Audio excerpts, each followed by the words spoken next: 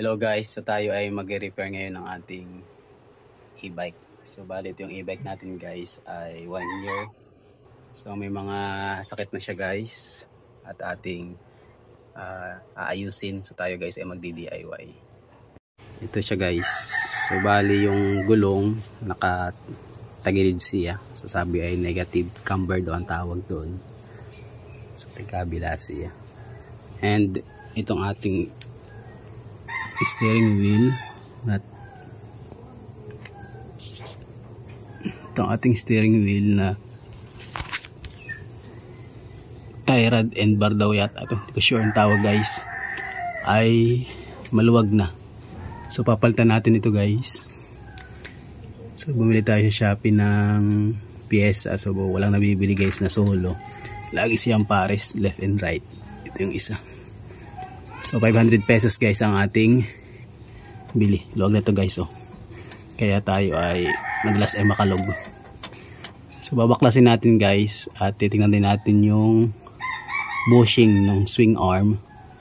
Baka sira na din. Kaya itong ating gulong ay nakatagilid. So ang problema dito guys kapag ganito, ito lang yung natatangos. Ito makapal pa pero ito tangos na. So kakalagay natin ngayon guys at titingnan natin kung ano ang papaltang piyesa. So ngayon naman guys ay tatanggalin natin yung swing arm. Pero bago natin matanggal guys yung swing arm, unahin muna natin. Pero kakalagay muna natin guys itong mga ano ng steering wheel para matanggal natin itong swing arm. Check natin itong bushing dito. Itong mga bushing. Ito pala guys ay nasira din.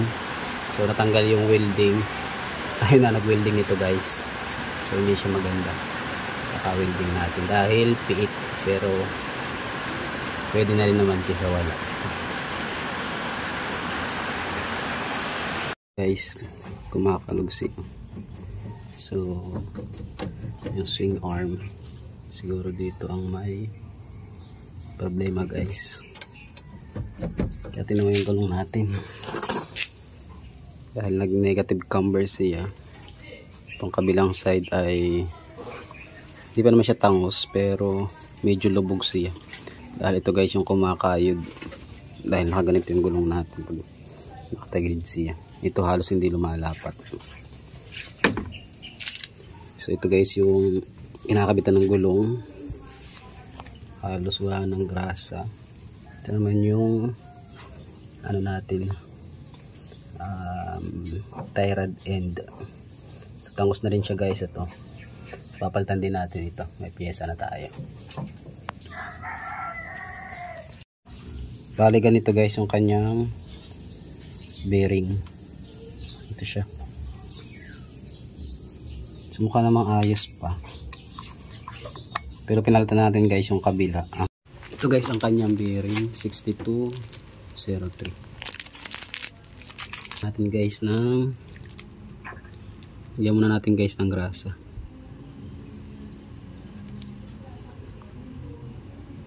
Naangat lang natin, dagdagan natin.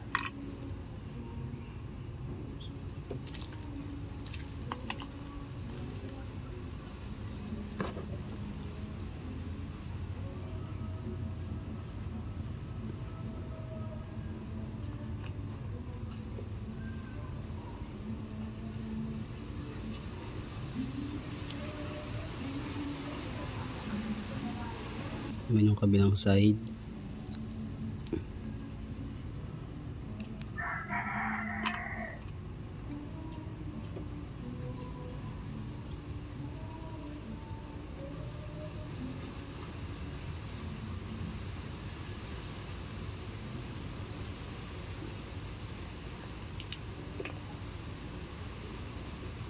Pinamihan na natin guys.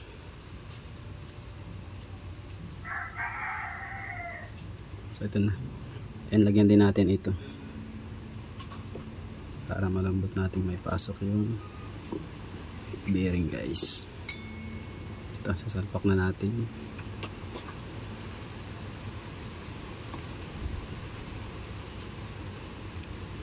and konting pokpok.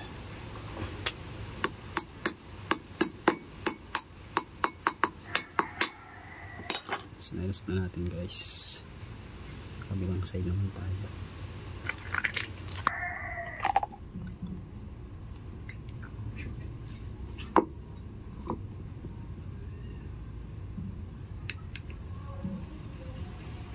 Kunting pa.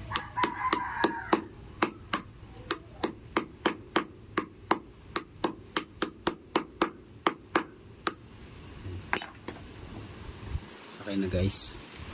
Hinatan na natin ang bagong bearing. Guys, yung napansin natin, siya pala ay bearing ang nakalagay at hindi bushing. Kaya pala ano ay sira na guys. Halos durog na yung ating bearing. So hanap tayo ng bushing guys na kakasya dito. Sana ay mayroon. Lilinisin na rin natin. So dito guys sa kanyang ano ay ganun din. Bearing din guys ang nakalagay. So hanap tayo ng pyesa or bushing or bushing na aari. Tanggalan natin guys kasi yung kabila. So papalitan natin lahat para naman smooth ang ating paggamit ng e-bike. Ito naman guys yung isang part. Yan yung ng kalawang guys. Ito. Ang bearing. So palitin na talaga guys. Papalitan natin. Ito guys yung matanggal natin. Talagang kalog na guys yung bearing. So isa dito sa nagkukos para maging negative camber yung ating gulong.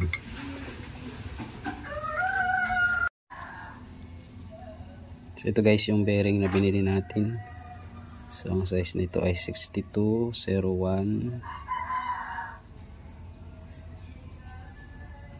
So tinatanggal natin guys itong blue. Sinusungkit lang naman ito. At nilalagyan ng grasa sa loob guys. So ito yung sa swing arm natin. Isa guys, so bali may bearing dito din. Dalawang bearing dito. At sa kabila naman guys ay isa. So bali tatlo. Ito naman guys, na swing arm ay tigkabila lang. So bali dalawa. Ito yung ang kalawang guys. So tatanggalin muna natin ito. So ito naman guys yung bearing para dito sa part na ito. So ang kanyang code guys ay 6002 6002. So ito yung para dito guys. Magkaiba sila ng bearing. Ito ang sa swing arm ay 6201. Ito naman ay 6002. Sing laki yung bilog pero magkaiba guys yung nasa gitna. So meron ito guys sa mga motor shop. So ang problema lang pag nabili guys sa motor shop, hindi natin alam ang code, mahirap bumili. At ang mga tindera guys ay ayaw maghanap minsan. So ito guys ay tatlong bearing ang nakalagay. Isa at dalawa doon sa kabila. Ito naman guys yung bushing ng ating shock. So papalitan na rin natin siya guys dahil bingkong na. Kaya naka-negative camber yung ating gulong sa unahan. So tatanggalin natin guys. Papalitan. Ito naman guys yung shock bushing na binili natin. So XRM type na 1 set. Isang set siya guys. At ito guys, tatanggalin muna natin itong bakal sa gitna ng bushing para maipasok natin dito sa shock. At lalagyan natin ng lubricant para medyo madulas yung pagpasok. Ganito lang natin guys pinasok sa butas nitong shock. So pinwersa lang natin gamit yung ating kamay at pupukpukin natin ng martilyo. Kaya mahalaga guys na matanggal yung bakal sa gitna dahil mahirapan tayo magpasok nito pag may bakal. At ito, naglagay ulit tayo ng lubricant dito sa goma para may pasok naman natin itong bakal. Bali, dito tayo guys nahirapan dahil masikip na yung goma. So ginawa na natin ng paraan para lang may pasok itong bakal dito sa pinakagoma ng bushing. So ayan, gumamit tayo ng flat screw at pinokpok lang ulit natin guys yung bakal. So marahan lang naman ang pukpok natin dyan. And ang napansin natin dito sa bushing, dahil sikip nga siya guys dito sa ano ng shock, kaya medyo lumampas siya. So tatanggalin natin sana siya gamit itong lagaring bakal, pero ginamitan natin ito ng cutter. So malambot lang naman itong goma. So kailangan natin ikat yung lampas para pumasok doon sa kabitan ng shock sa ilalim ng e-bike. So yan, malambot lang naman guys, ikat ng cutter. Bale itong shock natin guys, o itong e-bike natin ay halos 1 year din naman na hindi na-check itong part na ito. Kaya mahalagang na-check natin guys yung ating mga parts ng e-bike. Bali matagtag na rin yung ating unahan at yung gulong nga ay naka-negative camber o tagilid na siya. Kaya check natin kung ano yung nagko-cause nito, at isa itong shock sa nakita natin pwedeng nag-cause noong negative camber na gulong at tagtag. So ayan, okay na siya guys, naikabit na natin. Ito naman guys yung tie rod and bar, hindi ko sure yung tawag, pero ito yung nababanggit. So siya guys ay 500 pesos ang bili natin. So walang nabibiling single, lagi siya may kapartner sa left and right guys. So ito siya guys, kakabit. Ayos pa naman ito guys, itong kapla. So ito lang yung papalitan natin. Papalitan natin guys dahil tingnan nyo naman kaya kalog na kalog na at tangos na guys itong tanliyuhan. Kaya papalitan natin guys. Ito yung papalit natin.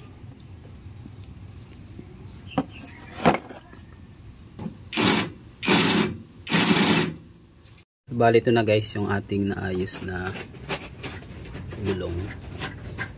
And ito naman guys yung bago natin kabit na tie rod and so ayos na siya guys.